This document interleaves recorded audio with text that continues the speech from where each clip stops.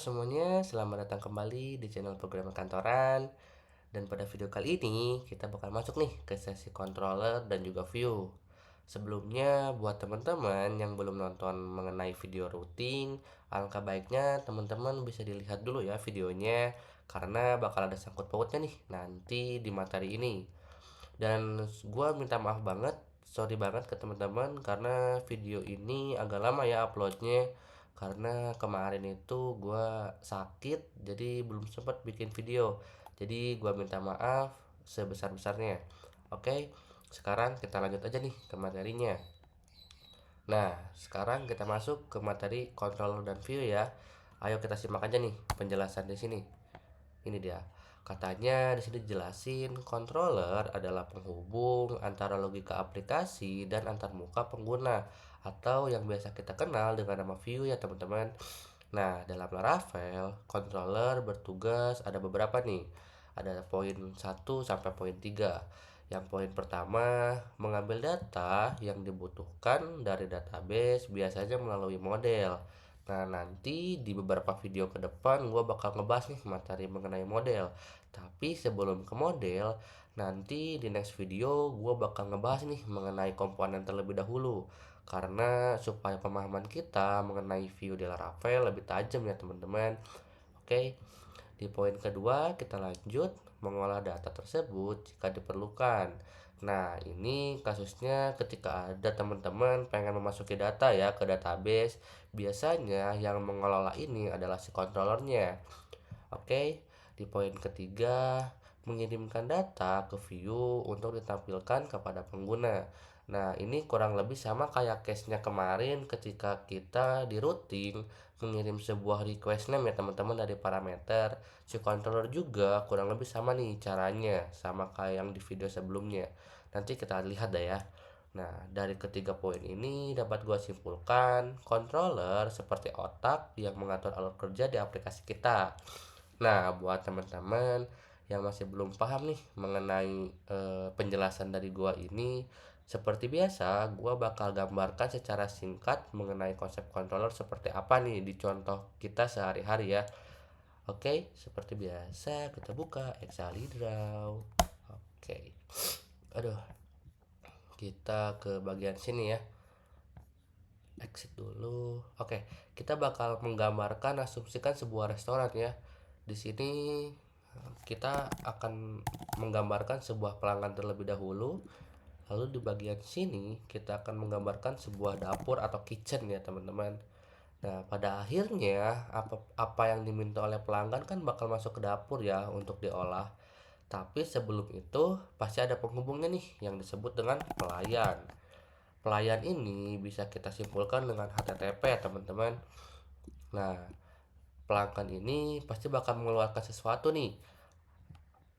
Apa itu? Ini bisa disebut dengan request ya teman-teman atau sebuah permintaan. Nah, di sini biasanya request ini akan pergi melalui HTTP untuk dikirim nih ke bagian dapur. Setelah itu, dapur bakal mengolah apa permintaan dari pelanggan biasanya. Nah, itulah yang disebut dengan controller. Controller mengolah semua permintaan yang dibutuhkan aplikasi untuk dibantu nih terhadap usernya. Nanti apapun data yang diolah pasti akhirnya akan dikembalikan lagi terhadap pelanggan atau itu user. Makanya biasanya nanti bakal ada yang namanya result. Result atau makanan lah ya simpelnya. Dari result nanti akan mengembalikan ke bagian pelanggan. Sesimpel itu sebenarnya teman-teman. Selagi teman-teman paham nih konsep dasar dari controller itu seperti apa. Nah, biar lebih jelas lagi, mending kita langsung praktek aja nih yang dimaksud dengan controller ini seperti apa.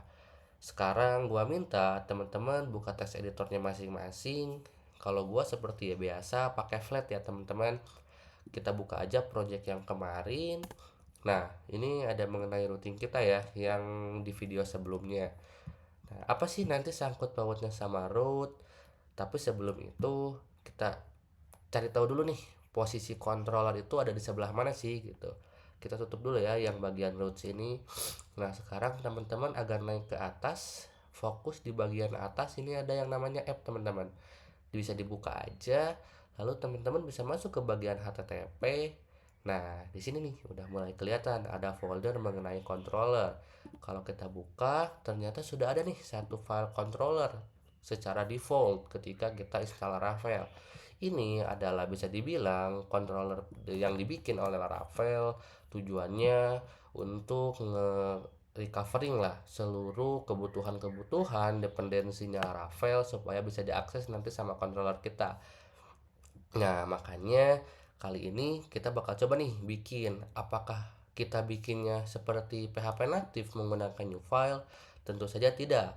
Karena framework ini sesungguhnya adalah untuk mempermudah programmer ya teman-teman. Jadi cara bikinnya gimana? Teman-teman bisa buka ke bagian controller. Sorry, bisa buka ke bagian terminal. Lalu ketikkan PHP artisan make controller. Nah, ini dilanjut dengan nama controllernya ya, terserah sesuai teman-teman mau kasih nama apa. Kalau gua kasih nama belajar controller. Kalau sudah di enter aja, nanti di bagian sini akan kelihatan nih ada informasi ya, katanya belajar controller telah dibikin dan berhasil. Sekarang kalau kalian sorry, sekarang kalau teman-teman masuk ke bagian text editor, nah di sini ada nih controllernya, dan ini nge-extend ke controller punyanya Laravel, yaitu yang ini. Makanya kebutuhan seluruh controller yang kita bikin bakal di cover nih sama controller ini yang nge-extend ke base controller ini yang ada di dalam dependensinya Laravel. Kurang lebih seperti itu. Nah, sekarang gimana nih cara kita membuat sebuah controller misal ingin menampilkan sebuah halaman? Oke, simpelnya teman-teman bisa bikin sebuah fungsi, bisa mengetikkan seperti ini. Public function, ini name controller. Name controller ini bisa dibilang name function ya teman-teman. Dalam artian nama di sini bebas nih, teman-teman mau pakai nama apa aja, nggak ada batasan dan standar khusus ya. Cuman biasanya kalau untuk menampilkan sebuah halaman, namanya adalah index. Kita pakai sebuah request. Nah, bedanya kalau diperhatikan di sini sudah terpasang secara otomatis request yang kita pakai ketika di video sebelumnya di root. Tandanya emang controller ini dipergunakan untuk menerima sebuah request nih dari HTTP. Oke, kalau sudah kita bikin seperti ini, kita bisa langsung kembalikan sebuah view ya teman-teman. Return view. Kalau nggak salah kemarin itu ada di resource, masuk ke view, ada di folder belajar, lalu belajar satu. Berarti kita masuk dulu ke folder belajar, lalu kita akses nih file yang namanya belajar satu. Kalau sudah kita refresh, sekarang kita masuk lagi nih ke bagian web.php-nya. Teman-teman bisa bikin routing baru nih. route.2.2 get, lalu nama URL-nya adalah coba via controller. Ini bebas ya teman-teman namanya. Lalu diawali dengan array, kita tulis belajar controller. Nih, nanti akan otomatis ke generate ya teman-teman. Kalau mau pakai VS Code ataupun flat biasanya suka ke generate otomatis. Lalu teman-teman bisa tuliskan class. Setelah itu nama fungsinya apa? Kebetulan nama fungsinya adalah index, jadi gua tulis index ya di sini teman-teman. Titik koma. Nah, sekarang kita coba nih apakah bisa routingnya ini digunakan di browser. Kita kembali lagi ke bagian browser teman-teman, ke project Laravelnya, lalu kita pasang nih coba via apa tadi, controller ya. Oke, controller kurang lebih nih teman-teman. Kita enter, not found katanya. Apakah ada yang salah? Oke, ada yang salah ya, ini V-nya besar. Kita copy aja lalu enter. Nah, masuk ya teman-teman. Ternyata sudah bisa nih kita menghubungkan antara controller dan juga routing. Sekarang kita cek nih mengenai parameternya, request parameter. Kita pasang name dengan nama Algi, apakah masuk? Ternyata not found nih teman-teman. Kenapa not found? Mari kita cek dulu ya. Kita masuk ke bagian controller, kita masuk ke bagian index. Nah, di sini belum ada assigning nih teman-teman terhadap requestnya seperti apa. Makanya kita perlu mengirimkan sebuah data dari controller ke view-nya. Misal saya pengen ngasih dengan nama name, lalu saya terima requestnya daripada name. Kalau sudah, kita balik ke sini, lalu kita refresh ya teman-teman. Ini V-nya besar ternyata. Kita kecilin dulu ya. Oke, wait. Ini ada bagi kena catch sepertinya. Gua ubah aja namanya. Jadi ini jadi gede aja ya, karena kena catch kebetulan. Kita refresh. Nah, ini udah masuk ya. Kita coba kasih namanya Devina Muharani. Wah, masuk juga nih teman-teman. Tandanya controller kita sudah bekerja dengan baik. Nah, saatnya kita coba nih tips-tips mengenai root, jenis-jenis root ya. Kemarin kan gua bilang bakal ngasih tips-tips mengenai root dulu ya. Nah, untuk view-nya gua rasa cukup sampai sini, karena untuk next pemahaman mengenai view-nya kita bakal bahas nih mengenai komponen supaya teman-teman juga paham mengenai view yang base-nya seperti apa.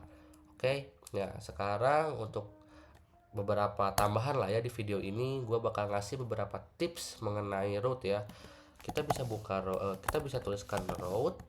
Nah, ini ada namanya routing group, sehingga kita bisa mengelompokkan sebuah URL atau routing di beberapa kondisi. Misal kita tulis coba seperti ini.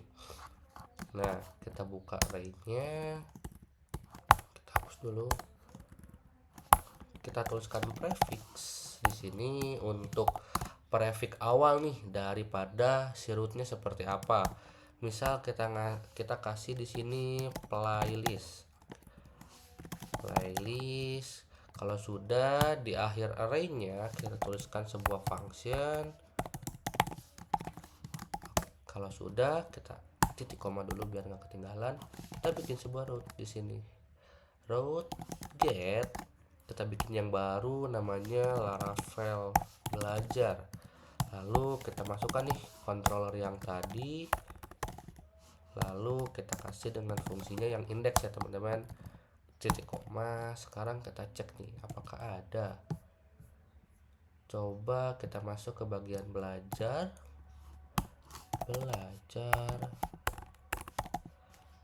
Laravel, not found ya teman-teman. Kenapa not found? Kita cek lagi. Di sini namanya Laravel belajar ya. Gua salah sepertinya. Oke, kita paste enter. Nah, masuk ya. Jadi kita bisa mengelompokkan nih. Nah, buat teman-teman yang bingung kenapa sih harus dibikin kayak gini? Ini tuh biasanya untuk pengelompokan sebuah fitur. Gua bisa gambarkan seperti ini. Misal ada sebuah aplikasi mengenai e-commerce. E-commerce ini ada bagian user manajemennya, ada bagian payment manajemennya, lalu misal ada bagian checkout manajemen. Nah, ini tuh masing-masing misal mengenai per fitur teman-teman. Misal user manajemen ini kalau kita pasang di bagian sini, lalu misal di sini kita tambahkan namanya create user, lalu di bawahnya kita bikin yang baru misal seperti ini. Di sini adalah delete user. Mungkin ini udah nggak perlu lagi pakai user, karena kalau kayak gini aja kita sudah tahu nih kalau routing ini create dan delete-nya sedang membahas sebuah user. Tandanya kita bisa mengelompokkan sebuah fitur dalam root ini. Kurang lebih seperti itu. Tapi permasalahannya dengan hal seperti ini, kalau aplikasi teman-teman besar dan lumayan kompleks, lalu banyak istilahnya banyak fiturnya, ini mau berapa banyak baris nih teman-teman. Sehingga gua mencoba mencari tahu gimana caranya supaya kita membuat sebuah yang namanya nested row. Mungkin kalau yang namanya nested array itu udah biasa ya, yang bisa dibilang dengan kata rekursif nanti cara pengolahannya. Tapi ini ada namanya nested row. Ini gua yang ngasih nama sendiri ya teman-teman kebetulan, dan gua nemu ilmu ini juga dari kantor. Lalu kita sharing juga, ternyata oh bisa. Caranya gimana? Caranya seperti ini. Kita bikin sebuah routing group seperti ini. Lalu kita kasih prefix, misal namanya apa? Playlist ya, /playlist. Nah, di sininya kita kasih koma ya. Kita pakai dir. Di dir ini kita gabungkan nilainya dengan slash. Misal kita mau masuk ke bagian playlist /Laravel. Asumsikan Di sini nanti bisa jadi ada banyak ya teman-teman. Kita copy dulu deh. Kita copy, kita save di sini. Asumsikan di sini gua punya satu playlist lagi mengenai Spring Boot. Ini possible teman-teman. Tandanya seperti apa? Mungkin di sini jangan playlist deh ya. Di sini adalah belajar. Di sini juga oke, nggak masalah lah. Asumsikan ini ada dua playlist ya. Ini nggak akan masalah juga. Di sini ada Laravel, di sini ada Spring Boot ya teman-teman. Nah, gimana caranya? Di roots ini kita coba bikin folder. Bikin satu folder namanya playlist.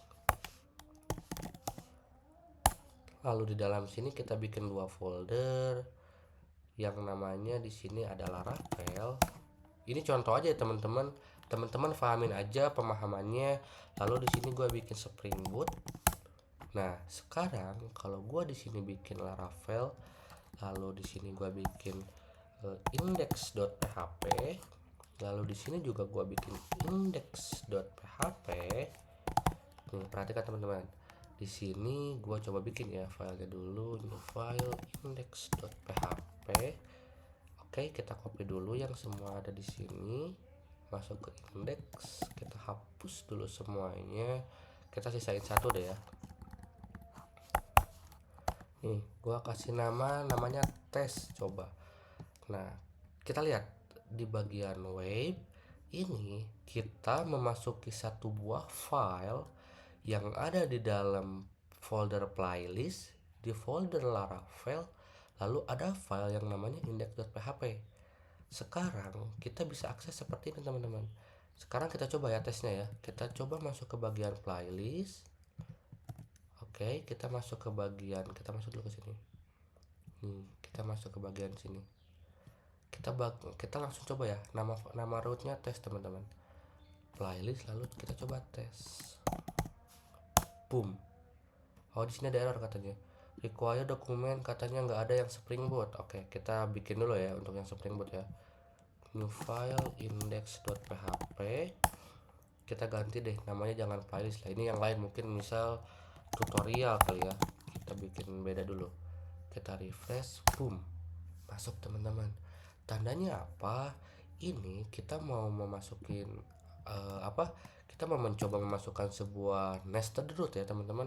Mau nanti di dalamnya, nanti di sini kita mau bikin seperti ini lagi juga nggak masalah. Tandanya di saat ini kan lokasinya di bagian Laravel ya. Di sini teman-teman mau ngecacah mengenai controller. Di sini nanti kita masuk ke bagian index.php. Di sini nanti teman-teman bikin folder lagi namanya controller.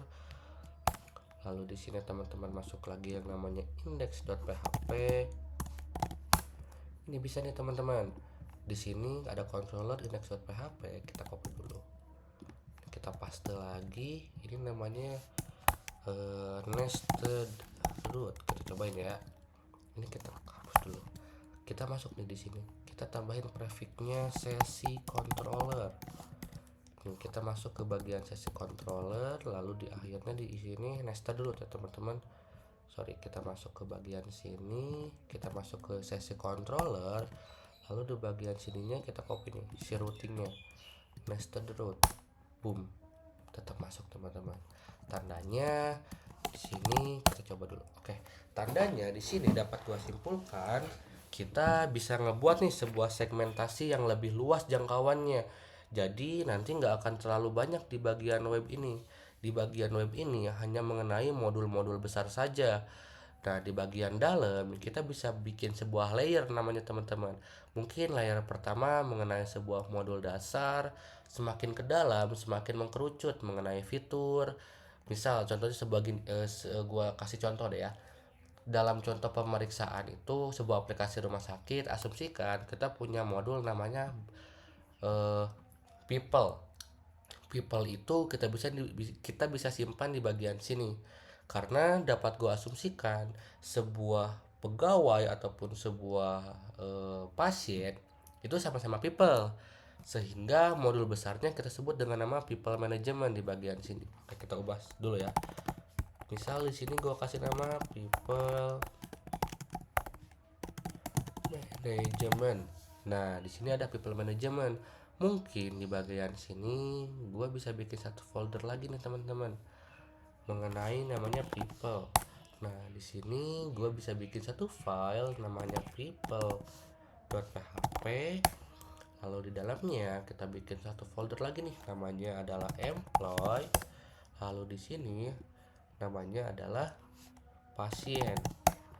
Karena pasien punya nama dan employee juga punya nama, dapat gua asumsikan mau itu pasien ataupun employee itu adalah sebuah data people. Makanya di sini gua bisa contohkan, copy dulu deh yang Laravel ya. Yang Laravel ini kita copy. Sorry, ini yang controller. Nah, yang ini kita copy, kita simpan di bagian people di sini. Gue tinggal bikin kayak gini nih teman-teman. Ini copy, ini ganti jadi people, ini ganti jadi pasien, ini diganti nih jadi employee. Berarti direktori saat ini kan dari bagian sini. Untuk masuk ke employee, kita masuk nih ke folder employee, akses file yang namanya index.php, kita bikin filenya. Lalu yang pasien juga kita bikin filenya. Nanti kita tinggal assign aja di sini pasien, sehingga lebih jelas nih teman-teman. Mau teman-teman menggunakan metode yang grup seperti ini pun udah nggak masalah. Misal di sini kita pakai, kita copy dulu semua yang ada di web, kita pindahin ke employee, kita hapus. Mau pakai metode yang ini pun udah nggak masalah teman-teman, sehingga tetap tersegmentasi. Kalau di sini ngomongin employee di sini ngomongin penggajian. Lalu di sini ngomonginnya misal bagian jadwal, nggak akan terlalu banyak, sebanyak-banyaknya mungkin hanya sampai 100 row, nggak mungkin sampai ribuan. Lalu misal ngomongin pasien, kalau di rumah sakit itu ada yang namanya pemeriksaan atau medical record, IMR deh ya. Di sini mungkin kita bisa masuk yang namanya IMR. Yang di sini kita bisa masuk yang namanya visit history, mungkin history dari sebuah pasien. Tapi kita tahu kalau visit history ini ngomonginnya sebuah history pasien, jadi lebih terkelompokkan lagi nih teman-teman. Dan gokilnya bisa seperti itu. Mungkin itu sih tips yang bisa gua kasih ke teman-teman, sehingga kita udah nggak butuh ini seharusnya. Cukup 2 baris ini teman-teman bisa mengelompokkan atau membuat sebuah layer di routing teman-teman. Ini yang gua sebut dengan nama nested root ya teman-teman. Nah, buat teman-teman boleh dicoba lagi ya teman-teman di rumah untuk mengenai case-case-nya seperti apa. Mungkin teman-teman pengen ngebayangin sebuah sistem sekolah, teman-teman bisa coba bikin sebuah routing nested seperti ini. Nanti misal ngomonginnya apa dulu? Ngomongin data siswa. Mungkin teman-teman di sini bisa masuk ke sebuah data siswa. Di sininya ada siswa. Mungkin nanti di dalam sininya ada pengelolaan data siswa, raport, dan lain sebagainya. Dan ini pun bisa dikelompokkan lagi nanti di bagian sini. Contohnya seperti yang Laravel. Di sini kita bisa kelompokkan lagi nih di playlist Laravel. Bisa jadi gua ngomonginnya sebuah controller, model, sama view. Tapi ternyata di Spring Boot mungkin pengelompokannya hanya mengenai JPA dan juga pool. Misal seperti itu. Jadi bisa dikelompokkan lagi dan lebih rapi, arsitekturnya juga lebih nyaman dan nggak pusing nanti kalau ngomonginnya project besar dan bareng-bareng dengan tim. Oke, jadi mungkin segitu aja pemahaman kita dan pembelajaran kita pada hari ini. Kita balikin dulu ya, ini kita hapus aja. Mungkin segitu aja pemahaman dan penjelasan dari gua. Semoga teman-teman bisa kebayang ya konsepnya seperti apa. Kalau masih belum paham, diulang lagi videonya sampai benar-benar paham fundamentalnya. Mungkin segitu aja video dari gua. Semoga bermanfaat dan mohon maaf kalau suara gua atau kayak ada yang aneh dari gua, kondisinya kurang fit juga, tapi gua tetap semangat untuk tetap ngasih tahu, sharing-sharing informasi mengenai pemrograman bersama teman-teman nih. Jadi ya doain aja lah semoga makin rajin dan udah cepat sembuh juga. Oke, see you the next time. Bye bye.